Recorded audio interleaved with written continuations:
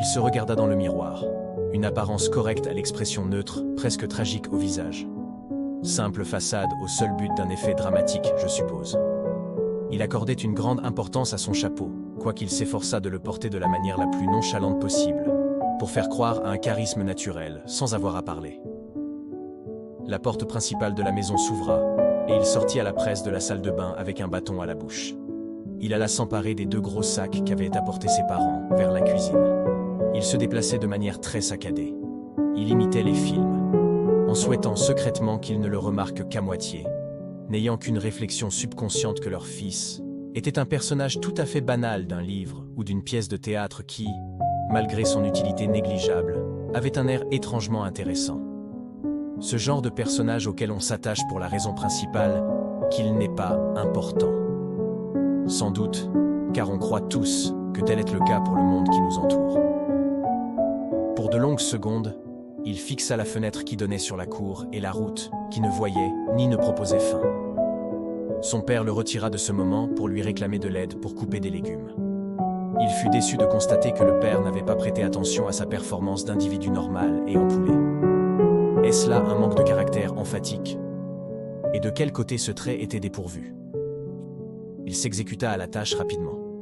Le couteau devrait être affiné. Quoi? Le couteau. Il devrait être affiné. Non, c'est le poivron. Non. Ah, peut-être. Le père quitta la scène. Le fils était seul, coupant le poivron, puis l'oignon, mais qu'une moitié.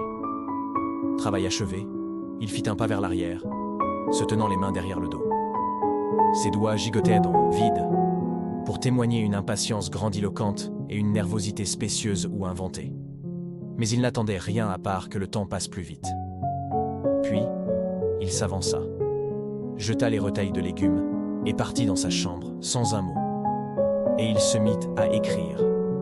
15 minutes plus tard, on cogna à son mur, pas à sa porte. Il descendit et se trouva face à son bol de nourriture.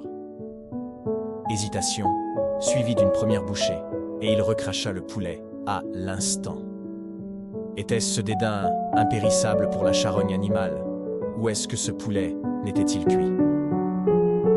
À l'inspection, il en déduit que le poulet n'était pas cuit, quoique les parents ne semblaient ne pas le remarquer. Parti vers la cuisine, il se cacha pour le retirer de son bol et calcula les secondes pour qu'il ne se doute de rien. À son retour, il ne manquera la seconde pour demander s'il avait retiré sa volaille. Il ne put mentir. Mais que signifiait donc cette force de déduction qu'ils avaient? Cela le projeta dans une soudaine spéculation sur la crédibilité de ses coups espiègles, sans réelle intention à leur égard. Faut-il un livre si ouvert qu'on ne nécessitait lunettes de lecture pour en lire ses astérisques?